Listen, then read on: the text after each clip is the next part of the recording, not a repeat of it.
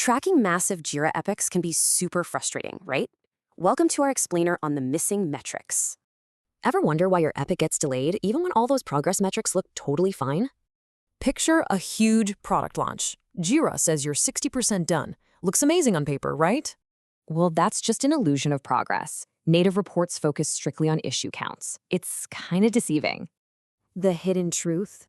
Your issues might spend 2 days in development, but 5 whole days awaiting review. This creates a nasty domino effect. QA gets completely blocked, and stories just bounce around endlessly. Here's the deal. Native reports tell you exactly what is done. Time and status shows you why it's dragging. Enter the Epic Time and Status Report. It literally tracks how long tasks sit in each workflow stage. So, are dependencies causing the holdup? This instantly spots bottlenecks so you don't have to hunt them down. For the best of both worlds, combine them. Native for the big picture, time and status for workflow bottlenecks. Okay, so how does this actually empower you? Let's quickly explore 5 real-world Agile workflow solutions. Number 1, finding bottlenecks. If epics always stall at ready for QA, you instantly know where to adapt. 2, improving estimations.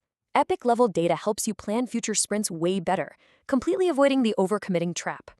3, it separates actual active work from wait time. You'll clearly see when tasks are just sitting pending approval.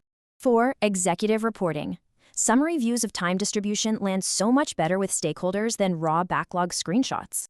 Finally, comparing delivery performance across epics reveals exactly which workflows literally need your immediate optimization.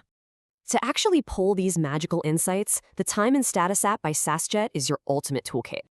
It's packed with visual charts, pivot tables, and dashboard gadgets to basically guarantee non-stop ongoing visibility.